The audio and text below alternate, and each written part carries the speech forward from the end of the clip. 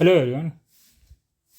ఈ వీడియోలో వచ్చేసి మనము శాంతి బిల్ గురించి మాట్లాడదాం. ఓకే, శాంతి అంటే sustainable harassing of advancement of nuclear energy for transforming India. Okay sir, ఈ బిల్లో ఏమేమి ఉన్నాయంటే ఈ యాక్ట్ను రీప్లేస్ చేస్తున్నాం అనమాట. అటామిక్ ఎనర్జీ 1962 ప్లస్ ఇంకొక యాక్ట్ ఉంది, civil Liberty for nuclear energy. Okay, ఈ యాక్ట్ను కూడా 2010లో జరిగింది. ఈ యాక్ట్ని కూడా మనం రీప్లేస్ చేస్తుంది అనమాట. ఏది శాంతి బిల్ వచ్చేసి. సరే, మరి ఏమేమి ఉన్నాయి దీనిలో అంటే ఫస్ట్ మనకి ఇది ఎందుకు అవసరపడింది అనమాట, ఎందుకు ఇది అసలు ఈ బిల్ రావడానికి ఎందుకు మనకి దీనివల్ల ఏం యూజ్ ఉందంటే మనకి రైజింగ్ ఎలక్ట్రిసిటీ డిమాండ్. అంటే ఇప్పుడు మనకి ఎలక్ట్రిసిటీ డిమాండ్ అంటే పీక్ లెవెల్లో ఉన్నాం మనం. ఇప్పుడు డెవలపింగ్ స్టేజ్లో ఉన్నాం కదా, డెవలప్ స్టేజ్ కావాలంటే ఇంకా మనం ప్రొడ్యూస్ చేయాలన్నమాట. ప్రొడ్యూస్ చేయాలంటే కోల్తో చేయొచ్చు కదా, కానీ మనకు కొన్ని కమిట్మెంట్స్ ఉన్నాయి. చూడండి, మనం 2070లో జీరో ఎమిషన్ చేస్తామని చెప్పినాం. అందుకోసం ఇప్పుడు మనకి ఏదైనా న్యూక్లియర్ ఎనర్జీ చేస్తే క్లీన్ ఎనర్జీ వచ్చేస్తుంది. సరేనా, need for sustainable base load clean energy అంటే కంటిన్యూస్ రావడానికి. సరేనా, next failure of old laws to attract the investment.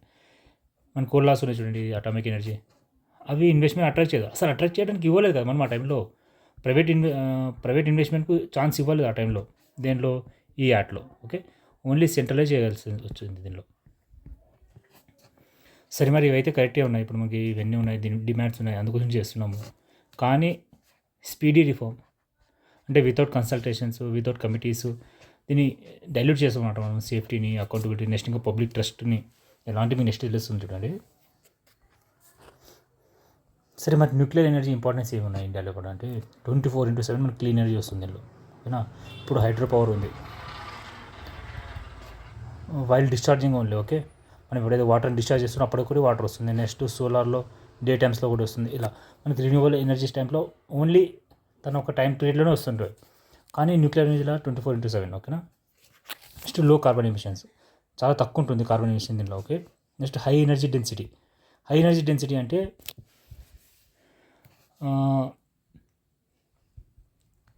1 kg of nuclear ఫ్యూయల్తో మనము 100 కిలోవాట్ వచ్చింది అనుకోండి. అలానే ఇప్పుడు మనకి కోల్ 1 kgతో మ్యాక్సిమం చాలా తక్కువ వస్తుంది అన్నమాట, ఒక 10 కిలోవాట్ అనుకోండి. అలా అంతా ఎనర్జీ డిమాండ్ డెన్సిటీ ఉంటుంది ఏది న్యూక్లియర్ ఫ్యూయల్లో. సరే, next reduce dependence on fossil fuels. Fossil fuels dependence తగ్గిందంటే మనకి బిఓపి కూడా, బ్యాలెన్స్ ఆఫ్ పేమెంట్, అవి కూడా బెటర్ అవుతాయి. సరే, సో అయితే క్రిటిక్స్ ఏం చెప్తున్నాయి దీనిలో, ఏదైతే న్యూక్లియర్ ఎనర్జీ అనేది క్యాపిటల్ ఇంటెన్సివ్ అంటే హెవీ ఇన్వెస్ట్మెంట్ కావాలి. స్టార్టింగ్లోనే మనకి హెవీ ఇన్వెస్ట్మెంట్ కావాలి. నెక్స్ట్ గెస్టిజేషన్ పీరియడ్ కూడా లాంగ్ ఉంటుంది, 15 to 20 years అవుతుంది దాని అవుట్పుట్ రావడానికి. ఏది న్యూక్లియర్ ఎనర్జీ ఒక మనం దాన్ని యూజ్ చేయాలనుకుంటే. రెన్యూవబుల్ అనే storage alternatives are becoming cheaper. ఇప్పుడు ఏవైతే మనకి రెన్యూవబుల్ ఉన్నాయి, నెక్స్ట్ ఇంకా స్టోరేజ్ ఆల్టర్నేటివ్స్ ఏదంటే బ్యాటరీతో స్టోరేజ్ చేసుకొని మనం యూజ్ చేసుకోవచ్చు ఎనర్జీ, అవన్నీ చీపర్ అవుతున్నాయి.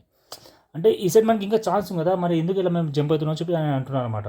Okay, opportunity cost of heavy nuclear investments అంటే ఆపర్చునిటీస్ కాస్ట్ అంటే ఇప్పుడు మనం ఈ న్యూక్లియర్లో ఇన్వెస్ట్ చేసే బదులు ఇవైతే రెన్యూవబుల్లో ఇన్వెస్ట్ చేయొచ్చు కదా, దాన్ని ఆపర్చునిటీస్ కాస్ట్ అంటారు. అంటే ఎక్కడ మనకి మంచి ఆపర్చునిటీస్ ఉన్నాయి దాన్ని ఆ ప్రకారంగా మనము ఇన్వెస్ట్మెంట్ చేయాలి. ఈ ఇన్వెస్ట్మెంట్ ఇప్పుడు ఈ ఇన్వెస్ట్మెంట్ చేస్తున్న న్యూక్లియర్లో ఇక్కడ చేయొచ్చు కదా, ఇక్కడ చేసి దీన్ని ఇంకా బెటర్ చేసుకోవచ్చు కదా ఈ సైడ్ను. ఓకే, సరే, మరి ఇప్పుడు మనం వచ్చేసి 100 GW చేస్తున్నాం. ఇప్పుడు 2047లో చేస్తామన్నాం. ప్రజెంట్ ఉంది 7.5 GW ఉంది. ఈ టార్గెట్ని అచీవ్ చేయాలనుకుంటే కంపల్సరీ మనం న్యూక్లియర్ ఎనర్జీ ఫోకస్ చేయాల్సి వస్తుంది. మరి ఇప్పుడు ఈ బిల్ గురించి మాట్లాడదాం. ఓకేనా, మళ్ళీ ఈ బిల్ ఏమంటుందంటే allows private participation in uranium మైనింగ్లో అలో చేస్తారు ప్రైవేట్ను. నెక్స్ట్ ఫ్యూయల్ ఫ్యాబ్రికేషన్ ఎలా అంటే ఏదైతే మనకి మైనింగ్ చేసిన తర్వాత దాన్ని ప్రాసెస్ చేసి ఉంటాం అనమాట. ఆ ప్రాసెస్ చేసి యూజబుల్ చేయడానికి ఏదైతే ఇప్పుడు ప్రాసెస్ టు యూజబుల్ చేసేదాన్ని ఫ్యాబ్రికేషన్ అంటాం. ఓకే, మైనింగ్లో అలా ఉంది, ఫ్యాబ్రికేషన్లో అలా ఉంది. నెక్స్ట్ ఈ రియాక్టర్ కాంపోనెంట్స్ ప్రొడక్షన్లో కూడా మనకి ప్రైవేట్లో పార్టిసిపేషన్ అలా ఉంది. Next construction operation. సరే మరి దీనివల్ల మనకి ఏం పాజిటివ్స్ ఉన్నాయంటే ఇది ఏదో 60 year old ఇప్పుడు ఉన్నాయి చూడండి మనకి అటామిక్ ఎనర్జీ యాక్ట్ అవన్నీ దాంట్లో మునపలి ఉండేది ఎవరిది సెంట్రల్ గవర్నమెంట్ది అది బ్రేక్ అయిపోయింది. నెక్స్ట్ మనకి ఇప్పుడు ఎఫిషియన్సీ పెరిగిపోతుంది, టెక్నాలజీ ఉంటుంది, న్యూ టెక్నాలజీ, నెక్స్ట్ క్యాపిటల్ కూడా ఉంటుంది. ఓకే, ఎంతైనా సెంట్రల్ దాని మీద ఖర్చు చేయలేము కదా మనం. ముందుకోసం ప్రైవేట్ ఇన్వెస్ట్మెంట్స్ వస్తే క్యాపిటల్ ఈజీ ఫ్లో అవుతుంది. మరి కన్సర్న్స్ ఏముంటాయంటే వీళ్ళు ఎప్పుడు ప్రాఫిట్ మోటివ్నే ఉంటారు. ఓకే, ఎవరు private players. Next public safety, private motive versus public safety ఉంటుంది. ఎందుకంటే మనకు వాళ్ళు ఎప్పుడైతే ప్రాఫిట్ పైనే ఉంటారు, పబ్లిక్ సేఫ్టీ పైన తక్కువనే ఉంటారు. ఓకే, ఇప్పుడు ఇలానే ఉంటుంది. రిస్క్ ఆఫ్ రెగ్యులేటరీ క్యాప్చర్ అంటే ఇప్పుడు ఈ బిల్ వచ్చేసి మనము సపరేట్ రెగ్యులేటరీ ఫ్రేమ్వర్క్ చేస్తామంటున్నారు, కానీ అది దాన్ని ఎవరు అపాయింట్ చేస్తారు? సెంట్రల్ గవర్నమెంట్ అపాయింట్ చేస్తుంది. ఓకేనా, ఇంకా దానికి అపాయింట్మెంట్స్ రాలేదండి, ఎలా ఉంటాయి ఎవరు అనేది. ఎంతైనా వాల్ సైడ్ నుంచి వస్తుంది కదా, క్యాప్చర్ అయ్యే ఛాన్సెస్ ఉంటాయి. Private sector exits in case of accidents, leaving state to bear the cost. ఇప్పుడు కొన్ని యాక్సిడెంట్స్ జరిగింటాయో ప్రైవేట్ సెక్టర్స్ పక్కన జరిగిపోతాయి, తను ఒక సెంట్రల్ స్టేట్ గవర్నమెంట్సే దాన్ని బేర్ చేయాల్సి వస్తుంది. Nuclear power is not like ordinary infrastructure. ఎందుకంటే మీరు అలౌ చేస్తున్నారు, ఇప్పుడు పోర్ట్స్ అలౌ చేస్తున్నారు, నెక్స్ట్ రైల్వేస్లో అలౌ చేస్తున్నారు, నెక్స్ట్ రిన్యూవబుల్ ఎనర్జీస్లో అలౌ చేస్తున్నారు. అవన్నీ వేరు, ఈ న్యూక్లియర్ అనేది వేరు. ఎందుకంటే దీన్ని ఒక డిశ్చార్జ్ అంటే ఇప్పుడు ఏది మనకి న్యూక్లియర్ డిశ్చార్జ్ వస్తున్నాయి, దాన్ని క్లీన్గా డిశ్చార్జ్ చేయాలి, లేదంటే ఐ మీన్ హెవీ కాంప్లికేషన్స్ ఉంటాయి మనకు దానివల్ల.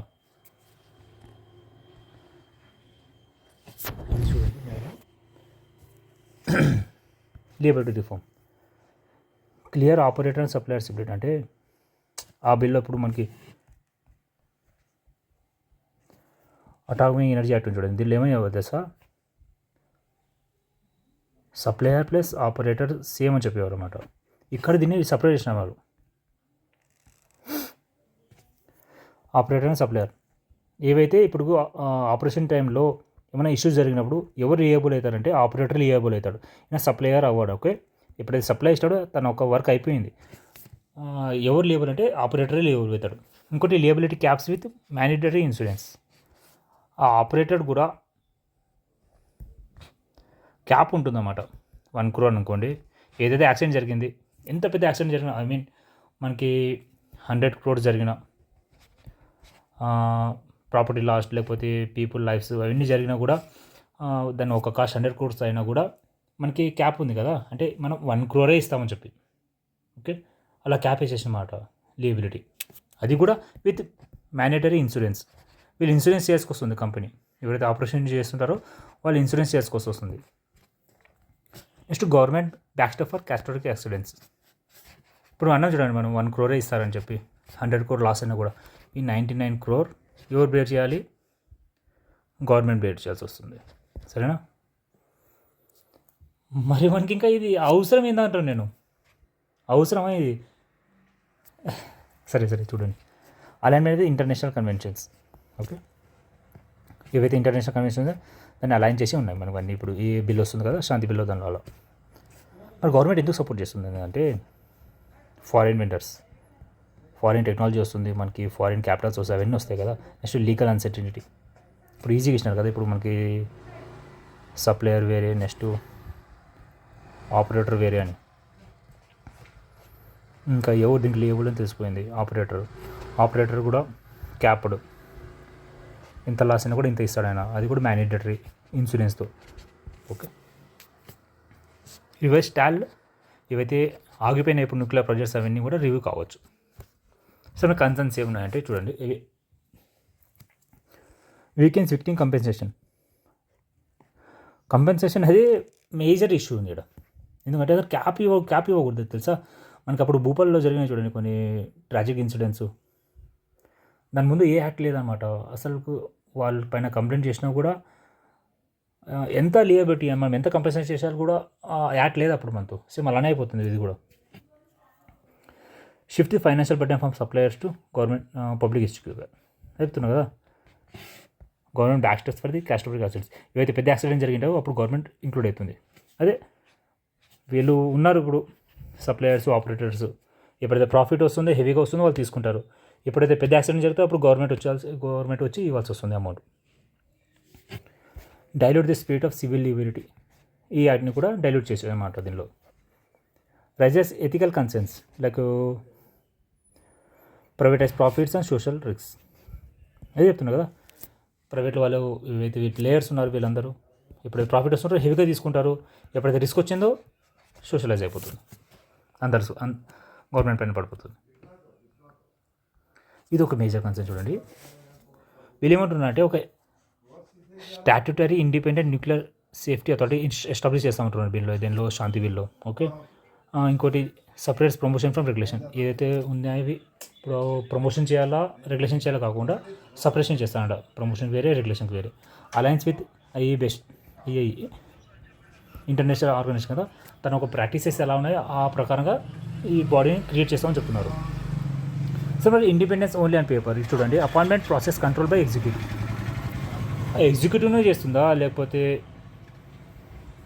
ఇప్పుడు ఎవరు అపాయింట్ చేస్తారు వీళ్ళని తెలియదు కదా మనకి. వాళ్ళ కెపాసిటీ ఏముంటుంది, నెక్స్ట్ వాళ్ళ ఎక్స్పర్టీస్ ఉంటారా లేదా, వాళ్ళ అటానమీ ఉంటుందా లేదా వాళ్ళది ఏమన్నా. మరి అంటే ఇప్పుడు సీజే మనం అపాయింట్ ఎవరు చేస్తారు, జ్యుడిషియల్ బాడీస్ చేస్తారు, వాళ్ళకి అటానమీ ఉంది. అంటే ఎగ్జిక్యూటివ్ ఛాన్సే కదా. ఎగ్జిక్యూటివ్ కూడా మెయిన్లీ ఎవరు ఉంటారు, వీళ్ళు ఎమ్మెల్యేస్ వాళ్ళందరూ ఉంటారు కదా. ఎందుకంటే సెంట్రల్ గవర్నమెంట్ వాళ్ళే వస్తారు. ఓకే, ఆడ India's weak regulatory culture raise doubts. Okay, ఇప్పుడు ఏవైతే బాడీస్ వచ్చినాయో అన్ని ఇష్యూస్తోనే వచ్చినాయి. అందుకు ఇది కూడా మనకి ఈ ఏదైతే బాడీ ఇండిపెండెంట్గా వస్తుంది అంటున్నారో మేబీ క్రియేట్ కావచ్చు ప్రాబ్లం. సరే, మరి స్మాల్ మాడ్యులర్ రియాక్టర్స్ అంటే తెలుసా? ఇవైతే ఇప్పుడు మనం హెవీ ఇన్వెస్ట్మెంట్స్ చేస్తున్నాం అంటే ఒక లార్జ్ స్పేస్లో మనం న్యూక్లియర్ రియాక్టర్స్ పెట్టాలనుకుంటాం. అలా కాకుండా చిన్నది స్మాల్ ఇంకా ఇండస్ట్రీస్లో పెట్టి దాన్ని ఒక పవర్ యూజ్ చేసుకుంటూ మనం ఇండస్ట్రీని సప్లై చేసుకోవచ్చు, అలాంటివి చేసుకోవచ్చు. దానిలో యూజ్ చేసేవి ఏమిటి, స్మాల్ మాడ్యులర్ రియాక్టర్స్. ఓకే, ఈ బిల్ ఏం ప్రమోట్ చేస్తుందో తెలుసా? దీన్ని R&D ప్రమోట్ చేస్తుంది. నెక్స్ట్ డిప్లాయ్మెంట్ ఆఫ్ SMRs, దీన్ని డిప్లాయ్ చేసుకొని చెప్తుంది. Suitable for remote areas and industries and desalination అంటే ఏవైతే మనకి ఇప్పుడు కోస్టల్ ఏరియాస్లో వాటర్ ఉంటాయి చూడండి, సాల్టీ వాటర్, దాన్ని డ్రింకబుల్ వాటర్ చేస్తారు. దానిలో ఈ SMRs యూస్ చేస్తారు అనమాట. ఆ హెవీ హీట్తో ఈ సెలైన్ వాటర్ని డ్రింకబుల్ వాటర్ చేస్తారు. ఓకే, లోయర్ క్యాపిటల్ కాస్ట్, తక్కువ వస్తుంది కదా. ఏవైతే స్మాల్ ఉంటాయి కదా ఇంకా తక్కువ కాస్ట్లో వస్తుంది. నెక్స్ట్ స్కేలబుల్ డిజైన్, చిన్న అంటే స్మాల్ ఏరియాలో డిజైన్ చేసుకోవచ్చు. ఇవి మనకి దీని ఒక కన్సర్న్స్ ఏమున్నాయంటే ఇవి ఇంకా ఎక్స్పెరిమెంటల్ స్టేజ్లోనే ఉన్నాయి ఇవి. ఓకే, ఇవి నెక్స్ట్ మోస్ట్ కాంపిటేటివ్నెస్ అన్ప్రూవెన్. మనం చెప్తున్నాం కదా మనకి ఇవి ఈజీగా దొరుకుతాయి, మనం చిన్న ప్లేస్ పెట్టుకోవచ్చు అంటే ఇంకా అన్ప్రూవెన్ అన్నమాట ఇవి. సేఫ్టీ కన్సర్న్స్ కూడా ఉన్నాయి ఇవి. Nuclear waste increases with multiple small units. ఇవైతే మన న్యూక్లియర్ వేస్ట్ వస్తాయి. ఇప్పుడు ఎంత స్మాల్ అయినా దానిలో వేస్ట్ అనేది వస్తుంది కదా. ఇక్కడ ఇక్కడ ఇక్కడ ఇక్కడ ఇక్కడ ఇన్ని చోట్ల వస్తుందంటే ఇన్ని చోట్ల నుంచి కలెక్షన్ చేసుకొస్తుంది ఇవన్నీ. మరి దీన్ని ఒక చోట డిప్ చేయాల్సి వస్తుంది. అలా కాకుండా ఇవన్నీ కలిపి ఒక చోట పెడితే ఈజీగా తీసుకోవడం, ఒక్కసారి డిప్ చేయడం ఈజీ అవుతుంది. ఇది కూడా ఒక కన్సర్న్ అవుతుంది. ఓకేనా, ఈ స్మాల్ మాడ్యులర్ రియాక్టర్స్తో. ఇంకోటి, India may become technology dependent on foreign films.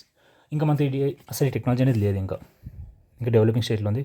దీనికోసం కూడా మనం ఫారిన్ పైనే డిపెండ్ కావాల్సి వస్తుంది. ఓకే, మరి ఎన్విరాన్మెంట్ అండ్ సోషల్ కన్సర్న్స్ ఏమున్నాయంటే అదే డిస్పోజల్ పాలసీ ఇంకా వీక్లో ఉంది. Okay, long term radiative waste management unresolved. అంటే మనకి ఏవైతే ఇంకా లాంగ్ టర్మ్ రేడియేటివ్ వేస్ట్ ఎలా రియాక్ట్ అయిందో ఇంకా అన్రిజాల్వ్లోనే ఉంది. ఇంకా ల్యాండ్ అక్విజిషన్, డిస్ప్లేస్మెంట్, ఏవైతే ల్యాండ్ తీసుకున్న వాళ్ళు డిస్ప్లేస్మెంట్ ఎలా చేయాలని అది. Next water uses and thermal pollution. Okay, heavy water కావాల్సి వస్తుంది దీనిలో. మరి పబ్లిక్ ట్రస్ట్ ఇష్యూస్ ఎలా అంటే మనకి జితాపూర్ కుందకలంలో ఇష్యూస్ జరిగినాయంటే ఇట్లా మనము న్యూక్లియర్ ప్లాంట్స్ పెడుతున్నామంటే ప్రొటెస్ట్ చేసినారు అక్కడ. గవర్నమెంటే పెడతానన్నప్పుడే ఇన్ని ప్రొటెస్ట్ జరిగినాయి. ఇప్పుడు మనం ప్రైవేట్ సెక్టర్స్ పెడతానంటే ఇంకా ఎలా ఉంటుందో చూసుకునే మరి. లిమిటెడ్ పబ్లిక్ కన్సల్టేషన్స్, ఇది చాలా మేజర్ ఇష్యూ అన్నమాట. ఇప్పుడైతే పబ్లిక్ కన్సర్న్స్ మనకి పెడతాము, చాలా ఇష్యూస్ వస్తాయి అక్కడ. ఓకే, పెట్టిన తర్వాత కూడా వర్క్ కావాలని కూడా కష్టమైపోతుంది. Next transparency deficit, fuels resistant. Okay,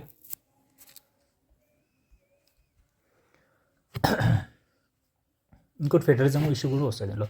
సరే, న్యూక్లియర్ ఎనర్జీ చేసి యూనియన్ డిస్ట్లో వస్తుంది. కానీ స్టేట్ వచ్చేసి దీన్ని డైరెక్ట్గా ల్యాండ్ని, వాటర్ని, ఇంకా లోకల్ ఎవరైతే ఉంటారో వాళ్ళని కంట్రోల్ చేస్తున్నమాట. మరి వీళ్ళు ఒక ఇష్యూ కూడా క్రియేట్ అవుతుంది కదా. ఇప్పుడు ఏవైతే రూలింగ్ స్టేట్ గవర్నమెంట్స్ బీజేపీస్ ఉన్నాయో వాళ్ళు ఈజీగా అలౌ చేస్తారు. నెక్స్ట్ ఇప్పుడు వేరే స్టేట్స్ ఉన్నాయి, వాళ్ళు అలౌ చేయరన్నమాట దీన్ని. ప్రొటెస్ట్ అవుతాయి. The spirit of cooperative federalism start అయిపోతుంది. నెక్స్ట్ ఈ ఒక ఇష్యూ స్టార్ట్ అవుతుంది. నెక్స్ట్ లోకల్ కన్సల్స్, వీళ్ళు కూడా ఇష్యూ స్టార్ట్ అవుతుంది. అసలు మ్యాక్సిమం ఎవరు అలౌ చేయరన్నమాట ఇవి న్యూక్లియర్ ఫెసిలిటీస్ మేము పెడతామంటే. ఎప్పుడైతే ఇక మనం ఎస్ఎంఆర్ పెడతామంటున్నారు, విలేజెస్లో కూడా పెట్టొచ్చు. దీన్ని అలౌ చేస్తారా విలేజెస్ వాళ్ళు న్యూక్లియర్ని తీసుకొస్తామంటే? అస్సలు అలౌ చేయరు. ఓకే, లాస్ట్ టైం గంగా వాటర్లో మనకి యూరేనియం వచ్చిందన్నాము. నెక్స్ట్ బీహార్లో బ్రిస్ట్ మిల్క్ యూరేనియం వచ్చిందన్నాము. ఇలాంటి ఇష్యూస్ వస్తున్నాయి అన్నమాట. ఓకే, ఇంకా జియో పొలిటికల్ ఇష్యూస్ కూడా. సరే, ఆటోనమీ అయితే వచ్చేస్తుంది మనకి, అంటే మనము క్లియర్గా రూల్ చేయగలము న్యూక్లియర్ ఎనర్జీ. దీన్ని ఈ విధంగా అన్నీ సక్రమంగా వెళ్తే positions India has a nuclear technology hub కావచ్చు.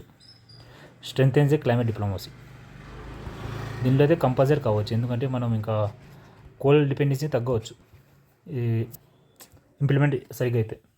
మరి రిస్క్ ఏమున్నాయంటే ఫ్యూయల్ని మనం గ్లోబల్ పైన డిపెండ్ కావాల్సి వస్తుంది, వేరే కంట్రీస్ పైన డిపెండ్ అవ్వాల్సి వస్తుంది. ఓకే, ఇప్పుడు ఎలా అయితే మనం ఆయిల్ని డిపెండ్ అయినామో అట్లా ఇవైతే యురేనియం కోసం కూడా డిపెండ్ అవ్వాల్సి వస్తుంది. Next nuclear accidents, cross border implications. మనకి సైట్లో బంగ్లాదేశ్ ఉంది, పాకిస్తాన్ ఉంది, ఈ ఇష్యూస్ కూడా క్రియేట్ కావచ్చు. ఓకే, ఎప్పుడైతే మనం అక్కడ ఇన్స్టాల్ చేసినప్పుడు ఆ ఎఫెక్ట్స్ క్రాస్ బార్డర్ కూడా వెళ్తాయి. ఓకే, సరే, ఓవరాల్గా దీని స్ట్రెంగ్స్ ఏమున్నాయంటే ఇది ఏదైతే అవుట్డేటెడ్ లాస్ ఉన్నాయో మోడర్నైజ్ అయిపోతాయి. Okay, next address the investment bottle next.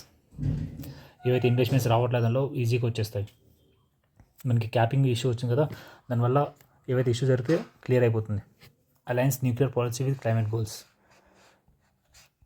ఈజీగా అచీవ్ కావచ్చు క్లైమేట్ గోల్స్ని మనం. Strengthen the safety architecture only on paper.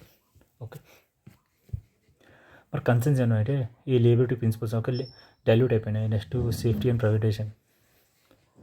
Privatisation చేస్తున్నాం. ఇది ఎప్పుడైతే వాళ్ళు ప్రాఫిట్ మోటివ్ ఉంటే సేఫ్టీ అనేది ఉండదు. వేస్ట్ మేనేజ్మెంట్ అన్రిజాల్వ్, ఈ ఇష్యూ గురించి మాట్లాడేదన్నమాట. వీళ్ళు ఎలా చేస్తామనేది. ఆ లాస్ అలానే ఉన్నాయి అవుట్డేటెడ్గా. ఓన్లీ ఇన్వెస్ట్మెంట్ సైట్స్ ఒకటే ఆ లాస్ని మనం అప్డేట్ చేసినాం. Regulatory independence on questionable. ఇంకా ఇది ఎవరు పనిచేస్తారు, ఎలా పనిచేస్తారు అనేది ఇంకా క్వశ్చనబులే ఉంది. ఓకే, సరే, మరి ఇది బోల్డ్ శాంతి బిల్ 2025 అంటే బోల్డ్ స్టెప్ తీసుకుంటాం. ఇంకా risky reform. It success will depend on not only mere on investment inflows but on uncompromising safety, transparent governance and public accountability. Investments వస్తున్నాయని చెప్పి మనం ఈ యాక్ట్ని సక్సెస్ఫుల్ చెప్పలేము, కానీ దానివల్ల మనం అన్కంప్రమైజింగ్ అంటే ఇప్పుడు సేఫ్టీ పైన దాని ఒక ట్రాన్స్పరెంట్ గవర్నెన్స్, ఇంకోటి పబ్లిక్ అకౌంటబిలిటీ, ఇవన్నీ కూడా చూసుకోవాల్సి వస్తుంది.